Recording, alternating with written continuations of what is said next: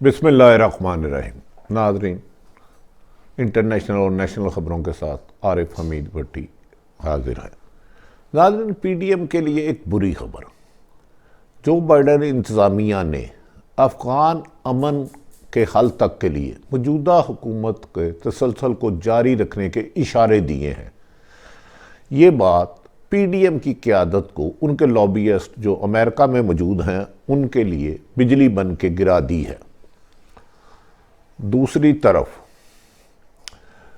PTI के internal close circuit meeting में कहा गया है वज़ीर आज़म इमरान खान साहब को कि आने वाले हालात में सेनेट के इलेक्शन से कबल जहांगीर तरीन की ज़रूरत होगी। अगर जहांगीर तरीन को साथ नहीं मिलाया जाता तो पंजाब से कम 2 सेनेटर कम हो सकते हैं कामयाब, जिसके लिए जहांगीर तरीन को मनाने के लिए, जहांगीर तरीन के साथ मामला ठीक करने के लिए वज़ीर आज़म पाकिस्तान ने बाज़ लोगों की जिम्मेदारी सौंपी है, ताहम इस बात को खुफिया रखा जा रहा है। नाज़रीन, अब आ जाते हैं पहली स्टोरी की तरफ। अमेरिका की नई इंतज़ामिया जो बाइडन अमेरिका में कामयाब होकर आए और उन्होंने मौजूदा सूरत हाल पर जब गौर किया और पाकिस्तान की मौजूदा हुकूमत को सियासी तसलसल को जारी रखने के इशारे दिए हैं, उनकी तरफ से जो बाइडन इंतज़ामिया की तरफ से ये इशारे मिलने के बाद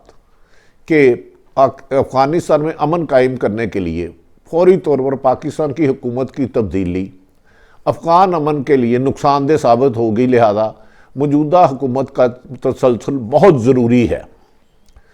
और उन्होंने इस सिलसिले में इस इतलात के बाद पीडीएम की तमाम उम्मीदें जो हुकूमत गिराने की थी वो दम तोड़ गई हैं और पीडीएम की क़यादत इससे खासी अफसुर्दा नज़र आती है, क्योंकि उनका ख्याल था कि डोनाल्ड ट्रंप के बाद जो बाइडन उनकी हुकूमत को गिराने में उनकी मदद करेगा या किसी किस्म की भी कोई हमायत होगी। ताहम जो बाइडन की तरफ से आने वाले बयानात से ये बात साबित हो गई है कि मौजूदा हुकूमत का सियासी मंजर रहना और इस मौके पर हुकूमत का मजबूत होना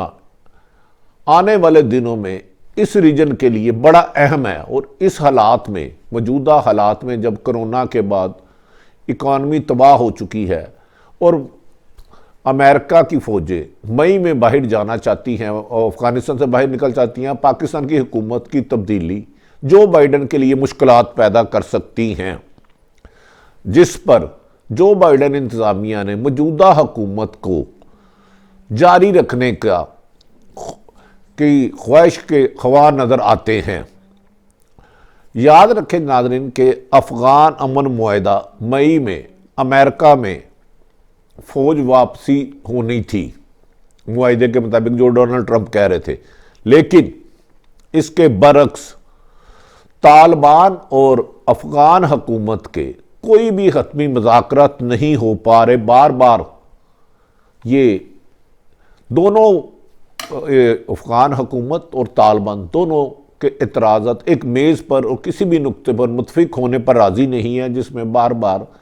उनके मुज़ाकरात नाकाम होते जा रहे हैं। नाज़रीन, इस सिलसिले में अफ़गान हुकूमत को भारत सपोर्ट कर रहा है और उसकी कोशिश है कि अफ़गान हुकूमत और तालिबान एक नुक्ते पर ना आए, क्योंकि उसकी इजारादारी भारत की अफ़गानिस्तान में रहे और जिसके ज़रिए वो पाकिस्तान में दहशत गर्दी करवाता रहे और इसकी अपनी अहमियत को कायम रखने के लिए वो अफ़गान हुकूमत को नरेंद्र मोदी खासी मदद कर रहा है। नाज़रीन, दोहा में बार बार होने वाले मुज़ाकरात मायूस कुन रहे तालिबान और अफ़गान हुकूमत के बेले। ये बहुत कोशिश की गई कि इनके से लिए कोई भी एक नुक्ते पर मुत्तफ़िक होकर तालिबान और अफ़गान हुकूमत एक दस्तखत कर दें और ऐसा मुआहदा कर लें जिससे अफ़गानिस्तान में अमन कायम हो और अमेरिकन हुकूमत को, अमेरिकन गवर्नमेंट को अपनी फ़ौज को वापस बुलाने में आसानी हो। लेकिन अभी तक बार बार नाकामियों के बाद और इतराज़ के बाद अब वो प्लान सी की तरफ जा रहे हैं अमेरिका। प्लान सी है क्या, देखना तो ये है। प्लान सी ये था कि अफ़गानिस्तान को 2 हिस्सों में तकसीम कर दिया जाए। दो हिस्सों में तकसीम कर दिया जाए कि एक तो है तकसीम कर दिया मशरकी जनूबी अफ़गान में काबल और मगरबी इनको हुकूमत दे दी जाए, और शुमाली में और दीगर इलाकों में तालिबान को का जिनसे वास्ता नहीं है कुछ हिस्सा तालिबान को दे दिया जाए, कुछ अफ़गान हुकूमत को दे दिया जाए। इस सिलसिले में अगर इस पर भी कोई बात फाइनल नहीं होती कि काबल मगरबी शुमाली पर गैर तालिबान की हुकूमत हो, यानी कि मौजूदा गनी साहब की हुकूमत हो, और जो तालिबान के हिस्से में इलाके आए हैं जिन पर उनका ऑलरेडी कब्जा है उन पर तालिबान की रहे, तो फिर मजबूरन अमेरिका के थिंक टैंक ने मशवरा दिया है इंटरनेशनल मीडिया के मुताबिक, जिसका फैसला अमेरिका, बरतानिया और दीगर सुपर पावरों ने 2012 में किया था। और यह भी दावा किया गया है कि इसको पाकिस्तान को भी लूप में लिया गया था कि अफगानिस्तान को 8 माशी हिस्सों में तकसीम कर दिया जाए, छोटे छोटे हिस्सों में तकसीम कर दिया जाए, जिसकी जहां ताकत है माशी और जिसकी जिस सूरत में हाल है उसको वो पावर दे दी जाए। 8 माशी हिस्सों में तकसीम करने में जिनका कहा गया था प्लान सी जिसे कहते हैं, अगर 2 हिस्सों पे तकसीम पे कोई हतमी फैसला नहीं होता, इसमें कंधार, मज़ार शरीफ, जलालाबाद, खोस्त और दीगर हिस्से शामिल हैं। नाज़रीन, ये 2012 का प्लान था। अगर अब इस सिलसिले में कोई हतमी फैसला नहीं होता तो मजबूरन अमेरिका को दुनिया में अमन कायम करने के लिए और पाकिस्तान को बेहतर हालात के लिए आने के लिए प्लान सी की तरफ जाना होगा। प्लान सी में जो मैंने गुजारिश की है 8 मुख्तलिफ रीजन बना दिए जाएंगे, उसका एक वज़ीर आज़म होंगे और बाख्तियार और मजबूत वज़ीर आज़म उस पर बनाया जाएगा। और ये वज़ीर आज़म को ना सिर्फ ये खाली वज़ीर आज़म बनाया जाएगा इंटरनेशनल पावर अमेरिका की मर्जी से, बल्कि इसका कंट्रोल,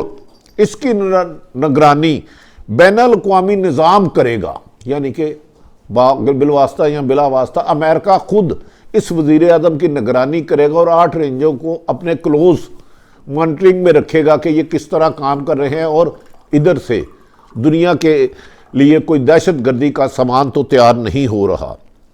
इस सिलसिले में अगर ये इस तरह करते हैं तो क्या तालिबान इसको कबूल करेंगे, क्या अमन रहेगा और पाकिस्तान का किरदार क्या होगा? अमेरिका का ख्याल है कि मौजूदा इस हुकूमत में जिस तरह मई में अमेरिका निकलना चाह रहा फौजें, इसके हुकूमत की तब्दीली अमेरिका के लिए मुश्किलात पैदा करेंगी और अफ़गानिस्तान में जो अमन मुआहदे की तरफ जा रहे हैं उसमें मुश्किलात होगी और मौजूदा हुकूमत का रहना बहुत ज़रूरी है। इस सिलसिले में उन्होंने पाकिस्तान के अदारों से भी खासी मशावरत की है।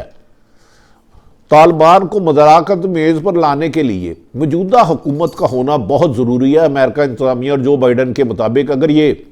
पाकिस्तान का रोल इधर से बाहर निकालते हैं तो आने वाले दिनों में अफ़गानिस्तान अमेरिका के हाथ से निकल जाएगा। और वो अमेरिका समझता है कि मौजूदा हुकूमत का तसलसल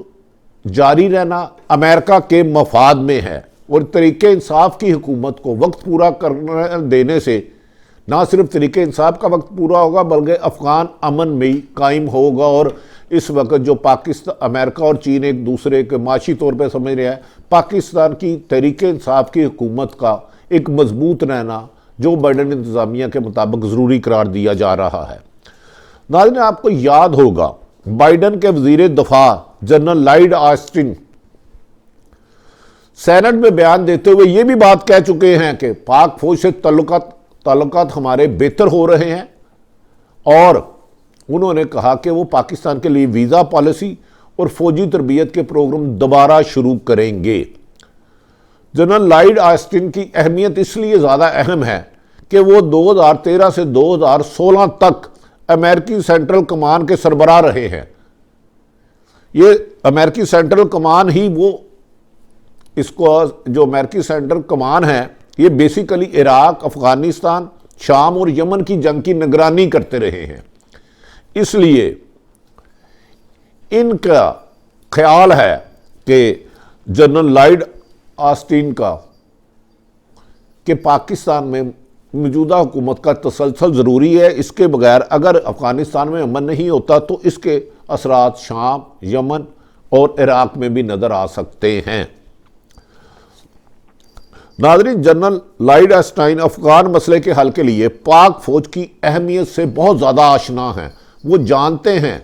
जनरल लॉयड के पाकिस्तान फौज की मदद के बगैर अफगानिस्तान में अमन नामुमकिन है। दूसरी तरफ तो मुख्तसर खबर नाज़रीन बता चलूँ, वज़ीर-ए-आज़म पाकिस्तान को उनके करीबी दोस्तों ने आज मशवरा दिया है कि आने वाले सेनेट इलेक्शन में अगर जहांगीर तरीन को बनाया नहीं जाता, साथ नहीं मिलाया जाता, उनकी हमायत मुकम्मल नहीं ली जाती, तो पंजाब से 2 सेनेटर कम हो सकते हैं, क्योंकि जहांगीर तरीन का पंजाब के तकरीबन कमो बेशतर 2 से 3 दर्जन MPA उनकी गिरफ्त में हैं, उनके साथ हैं, जो उनकी हमायत में हैं, जो उनके लिए हर वक्त प्रेस कॉन्फ्रेंस करने के लिए तैयार हैं, उनका साथ देने के लिए तैयार है। तो हम जहांगीर तरीन खुद ही इमरान खान से दरीना दोस्ती की वजह से अपने 2 से 3 दर्जन MPA को